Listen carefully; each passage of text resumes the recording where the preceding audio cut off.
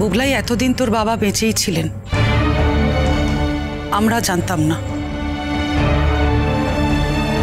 এতদিন তোর মা বৈধব্য পালন করেছেন, নিরামিষ খেয়েছেন, একাদশী পালন করেছেন, সাদা বা হালকা রঙের শাড়ি ছাড়া অন্য কোনো রঙের শাড়িও পরেনি। তাতে যদি ক্ষতি না হয় তাহলে এইভাবে আরো কিছুক্ষণ থাকলে কি আর এমন বেশি ক্ষতি হবে রে?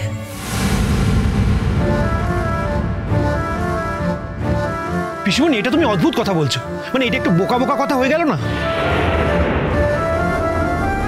ঠিকই তো, মামনি তো এতদিন জানতো না বাবা বেঁচে আছে, কিন্তু এখন তো চোখের সামনে দেখতে পাচ্ছে যে বাবা বেঁচে আছেন, আমরা সবাই দেখতে পাচ্ছি। আমার মনে হয় মামনির এক্ষুনি একটা রঙিন শাড়ি পরা উচিত। মা, তুমি যাও, তুমি শাড়িটা চটপট বদলে এসো, একটা রঙিন শাড়ি পরো। আর ঠাম্মি, সিঁথিতে সিঁদুর কি মা নিজে থেকে পড়তে পারবে? না মানে, আচ্ছা আমরা সবাই যখন আছি এখানে, বাবা যদি পরিয়ে দেয় কেমন হয়? না মানে, ঠাকুরমশাইকে ডেকে নিয়ম কানুন পালন করতে তো সময় লাগবে, এখন বাবাই পরিয়ে দিক।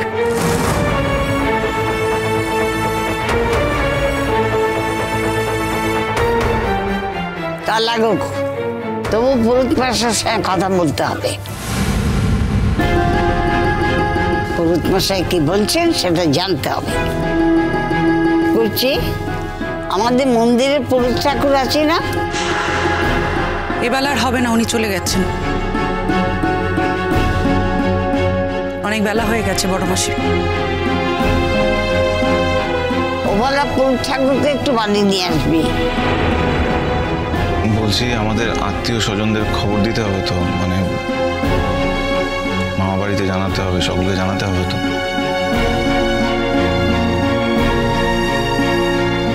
হ্যাঁ, জানাতে তো হবে, এত বড় আনন্দের খবর জানাবি না? জানাতে তো হবে। আমার জীবন থাকতে থাকতে আমি দেখে গেলুম যে আমার ছেলে ফিরে এসেছে। হ্যাঁ, সে আছে।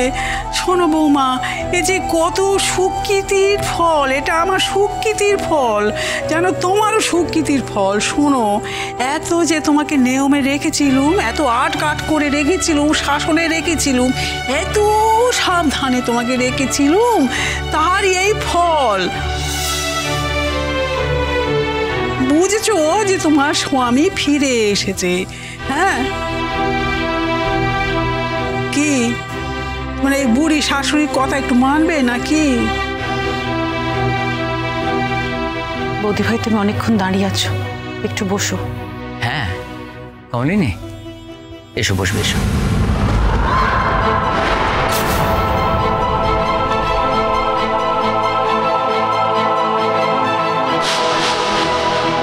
আমি ঠিক আছি।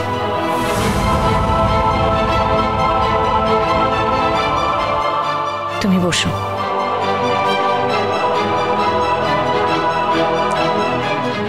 তাহলে আত্মীয় স্বজনদের অনতুন, সেটা কি ভালো হবে নাকো?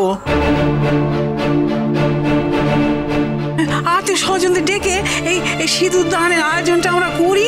কাল আবার ভালো দিন আছে কিনা তো জানি না তো। যতক্ষণে আয়োজন শেষ হচ্ছে ততক্ষণ তো বৌমার চাঁদু থাকতে পারবে না একসঙ্গে।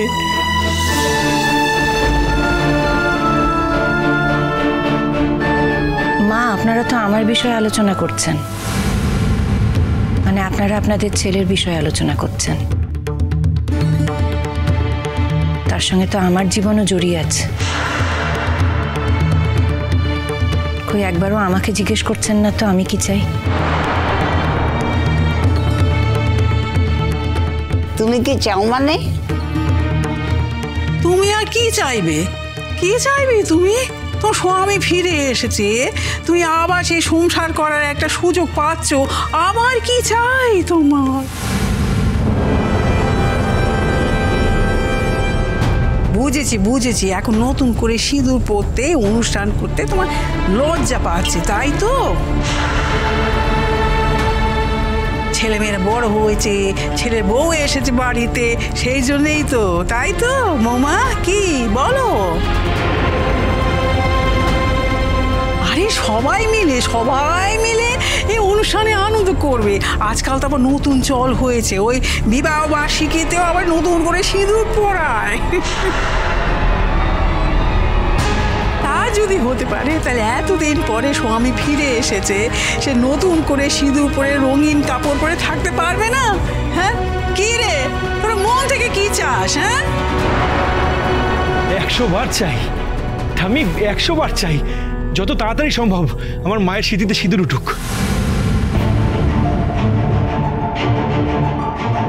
বাবিল কই? বাবিল, তুই যে চুপ করে আছিস বড়?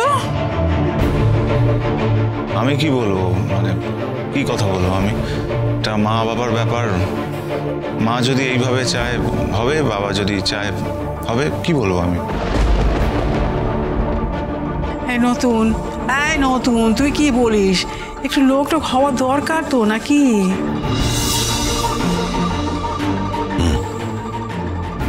ঠিকই তো, এরকম একটা উৎসব মানুষের জীবনে কটা হয়?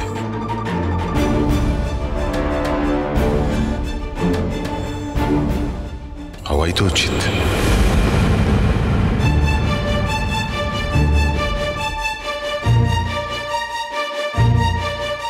তবুও কাকিমার তো নিজস্ব একটা বক্তব্য আছে। কাকিমা কি বলতে চায় সেটাও তো আমাদের শোনা উচিত। কি বলতে চাইবে? না এর মধ্যে আবার বলার কি আছে? বাবা ফিরে এসছে, এটাই তো সবচেয়ে বড় ব্যাপার। না এর মধ্যে মা এমন কি বলবে যেটা আমাদের সঙ্গে মিলবে না?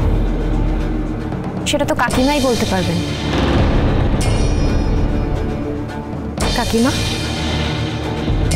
হ্যাঁ, উৎসব হোক পাড়ায় একটা উৎসবের মতো উৎসব হোক। এমন উৎসব হোক, ওই খবরের কাগজের লোক ডেকে, টিভির লোক ডেকে বড় করে ছাপা হোক, যাতে পাড়ার নাম ফেটে যায়। কি বলো? একদম ঠিক বলেছো বাবিল্লা। কি লাগবে তুমি শুধু একবার বলো, আমরা সবাই একসাথে আছি। বলছি আপাতত আমরা পরিবারের লোকরা একটু কথা বলি, কিছু মনে করো না জেঠু। তোমরা তো দেখলে, বাবাকে দেখলে, আসলে কি বাবা তো অসুস্থ অবস্থা থেকে উঠে এসছে, একসঙ্গে এত কথা বলার অবস্থায় নেই। তোমরা কিছু মনে করো না, একটু এসো কেমন? হ্যাঁ, সেই ভালো। এতদিন পর বাড়ির ছেলে বাড়ি ফিরে এসেছে, বৌমা তার স্বামী ফিরে পেয়েছে, আমাদের বাবিলদের বাবা ফিরেছে। ওরা এখন একটু নিজেদের মধ্যে সময় কাটা। হ্যাঁ, এই চাঁদু, আবার আসবো কিন্তু। হ্যাঁ, তুই কিন্তু পাড়ায় চলে যাস। পাড়ায় কিন্তু এখনো ক্যারাম খেলা হয়, আর তুই তো যা ক্যারাম পেটাতিস। সব মনে আছে স্বপনদা, সব মনে আছে। আরে বাবা, যাবো নিশ্চয়ই যাবো, কিন্তু কটা দিন এখানে থাকি। আমার নিজের মানুষগুলোকে তো এতদিন পরে পেলাম, ওদের সঙ্গে থাকি, সময় কাটাই, আমার মা, স্ত্রী, আমার ছেলে মেয়েরা। স্বপনদা বুঝতেই তো পারো, এতগুলো বছর হারিয়ে ফেলেছিলাম, এবার যা পেয়েছি না, আঁকড়ে ধরে থাকবো, আর কিছুতেই ছাড়বো না, কিছুতেই না। ঠিক আছে চাঁদু, তোর ফিরে আসার জন্য আমরা পাড়া থেকে একটা অনুষ্ঠান করব। আরে বাবা, দেখ না কি করি। তাহলে আসছি আমরা। আসছি ওঠান। হ্যাঁ, আসছি।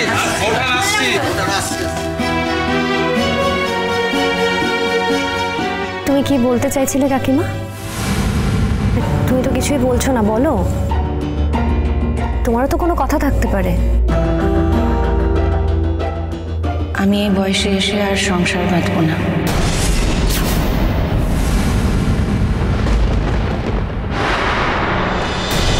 চিরসখা হে